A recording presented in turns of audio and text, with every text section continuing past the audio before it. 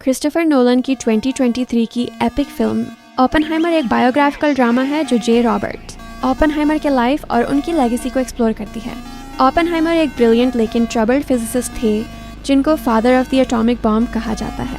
Nolan इस कहानी को स्ट्रेट लाइन में नहीं बल्कि अलग अलग टाइमलाइंस और पर्सपेक्टिव्स के थ्रू दिखाते हैं, जहां सिर्फ इवेंट्स हाई नहीं बल्कि उनके मॉरल, पॉलिटिकल और साइकोलॉजिकल कॉन्सिक्वेंसेस भी सामने आते हैं। हम ओपेनहाइमर को एक यंग स्टूडेंट के रूप में देखते हैं, intelligent, socially awkward, politically curious और इमोशनली अनस्टेबल। उनका early academic life, European science के प्रति फैसिनेशन और कम्युनिस्ट सर्कल्स के साथ कनेक्शन उनके थिंकिंग को शेप करता है, लेकिन बाद में कोल्ड वॉर के दौरान यही उनके लिए प्रॉब्लम बन जाता है। स्टोरी आगे बढ़ती है जब जनरल लेस्ली ग्रोव्स, जो एक स्ट्रिक्ट मिलिट्री ऑफिसर थे, ओपेनहाइमर को टॉप सीक्रेट मैनहट्टन प्रोजेक्ट का लीडर बनाते हैं।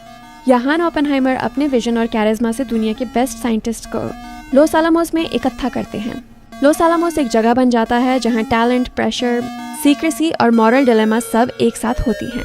साइंटिस्ट जेसी एडवर्ड टेलर, अर्नेस्ट लॉरेंस और नील्स बोर फिजिक्स वॉर और एथिक्स पे डिबेट करते हैं और ओपेनहाइमर पर्सनली स्ट्रगल करते हैं अपने साइंस और ह्यूमैनिटी के बीच, साथ ही उनकी वाइफ किटी और उनका कॉम्प्लिकेटेड अफेयर जीन टैटलॉक के साथ।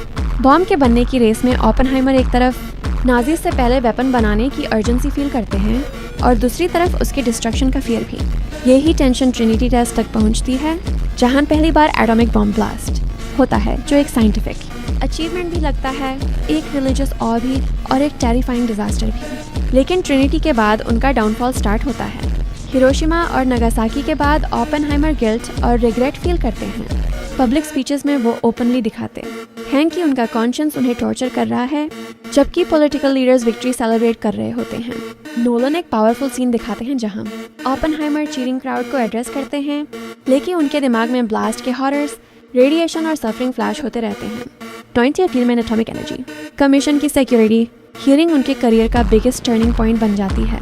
ब्लैक एंड वाइट शॉट्स में दिखाया गया है कि कैसे उनकी क्वेश्चनिंग होती है, उन्हें ह्यूमिलिएट किया जाता है और उनकी सिक्योरिटी क्लियरेंस कैंसिल कर दी जाती है ज़्यादातर लुइस स्ट्राउस के पर्सनल ग्रजेस और पॉलिटिकल एम्बिशंस की वजह से। इस हियरिंग ने उन्हें एक नेशनल हीरो से एक पॉलिटिकल लायबिलिटी बना दिया।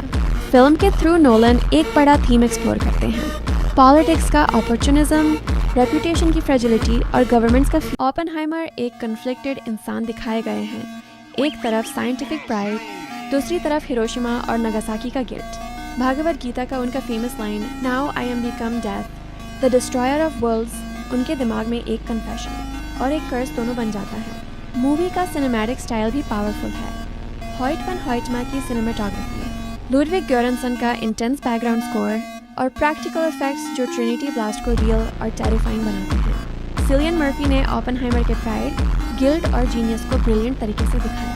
एमिली ब्लंट ने वाइफ किटी के रूप में इंटेंसिटी दिखाई। फ्लोरेंस प्यूग ने जीन टैटलॉक के रोल में ट्रेजेडी और पैशन, मैट डेमन ने जनरल ग्रोव्स के रोल में मिलिट्री प्रैक्टिकलिटी और रॉबर्ट डाउनी जूनियर ने स्ट्राउस के रोल में कनिंग राइवल बनकर स्टोरी को और डेप्थ दी।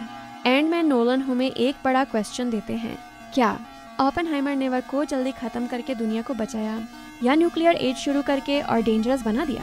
फिल्म एक वार्निंग भी है कि नॉलेज और साइंस पावरफुल होते हैं, लेकिन उनके रिजल्ट्स हमेशा कंट्रोल में नहीं रहते।